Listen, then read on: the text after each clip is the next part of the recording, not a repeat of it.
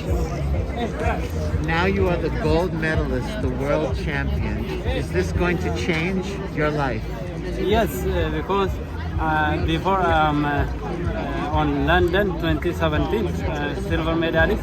No, I am gold medalist. I fulfill my goal.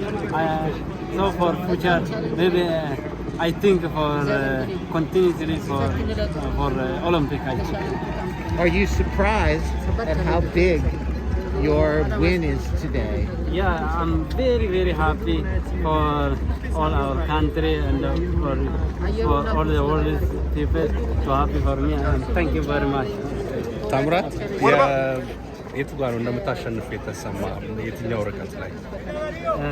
እኔ ማሸነፍ ያወቅኩት ከ30 ኪሎ ሜትር በኋላ ነው። 30 ኪሎ ሜትር ላይ ሳየው ልጆቹ ወደፊት መሄድ ይሞክራሉ እንደማይችሉ አወቅኩት። ከዛ በኋላ እኔ ከ30 ላይ ወጥቼ ልሄድ ነበረ ግን ከዛ በኋላ ትንሽ ሊሞክር ብዬ ወደ ኋላ ተመለስኩ። 33 ጠበቅኩ። 33 በኋላ ሲሄድ ምንም ውሃ ካወሰዱ በኋላ መሄድ አልቻሉም። ከዛ በኋላ ዝም ብዬ ሄድኩት። በቃ ውሃ ካወሰድኩ በኋላ መጠበቅ የለብኝም ምክንያቱም ያው ሰው ፊኒሺንግ ተፈራርቷል። እንደገና ደግሞ ያው ሜቢ ወቅታዊ ኮንዲሽንም ሊሆን ይችላል የሚለው ነገር እኔ ደግሞ ያው ከ30 ኪሎ ሜትር በኋላ የመሄድ እንትኑን ብዙ ስለሰራሁበት እሱም ላይ እርግጠኛ ሆኜ ለመስራት ስለቆየሁት አግዞኛል ማለት ነው። ከዛ አዎ ለንደን ላይ የብር ሜዳሊያ አሸንፈ ነበር። ዛሬ 5 ዓመት ዛሬ ወርቅ ሜዳሊያ አሸንፈ።